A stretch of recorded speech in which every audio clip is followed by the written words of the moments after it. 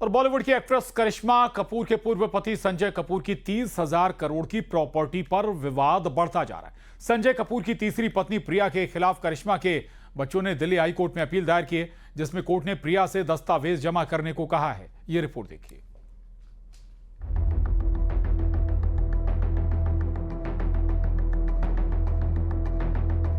Actress करिश्मा कपूर के पूर्व पति संजय कपूर की अभी 3 महीने पहले ही मौत हुई है, लेकिन उनकी करोड़ों की संपत्ति पर विवाद खड़ा हो गया है। जहां एक तरफ करिश्मा और उनके बच्चे हैं, तो वहीं दूसरी तरफ संजय कपूर की तीसरी पत्नी प्रिया। 30,000 करोड़ की संपत्ति का ये विवाद है। करिश्मा के दोनों बच्चों ने प्रिया कपूर पर धोखाधड़ी का आरोप लगाते हुए दिल्ली हाई कोर्ट में याचिका दायर की है।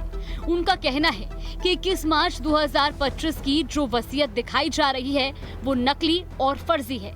इस केस में उन्होंने पिता की संपत्ति का बंटवारा, हिसाब किताब दिखाने और उनके इस्तेमाल पर स्थायी रोक लगाने की मांग की है। हाई कोर्ट ने संजय कपूर की पत्नी प्रिया कपूर को नोटिस जारी किया और संजय कपूर की सभी संपत्ति की लिस्ट देने को कहा है। The suit will be registered now, and they have to make certain discoveries about the assets, personal assets of Mr. Sanjay Kapoor, and the matter is now fixed for 9th October. करिश्मा के बच्चों की तरफ से आरोप लगाया गया है कि प्रिया ने कई जानकारियां छुपाई हैं। उन्हें शक है कि वो संपत्तियों को बेचने या हड़पने की कोशिश कर रही है। वहीं प्रिया कपूर ने दलील दी है कि करिश्मा और बच्चों को 1900 करोड़ की संपत्ति पहले ही दी जा चुकी है। फैमिली ट्रस्ट से करिश्मा के बच्चों को पैसे ट्रांसफर किए गए हैं।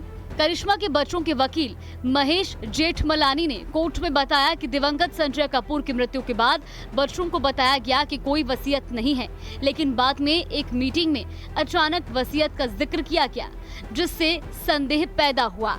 वसीयत में करिश्मा कपूर और बच्चों को लाभार्थी नहीं बताया गया है और जब करिश्मा कपूर की ओर से वसीयत की कॉपी मांगी गई तो कहा गया कि पहले उन्हें गोपनीयता समझौते पर हस्ताक्षर करने होंगे। वसीयत की निष्पक्षता पर सवाल उठाए गए हैं। हाई कोर्ट ने इसकी कॉपी मांगी है। कोर्ट ने प्रिया कपूर को संजय कपूर की संपत्तियों की सूची दाखिल करने का निर्देश दिया है। सभी चल अचल संपत्तियों की जानकारी कोर्ट में पेश करनी होगी। 2 हफ्तों में जवाब दाखिल करने के निर्देश दिए गए हैं। मामले की अगली सुनवाई 9 अक्टूबर को होगी। Bureau report, news 18।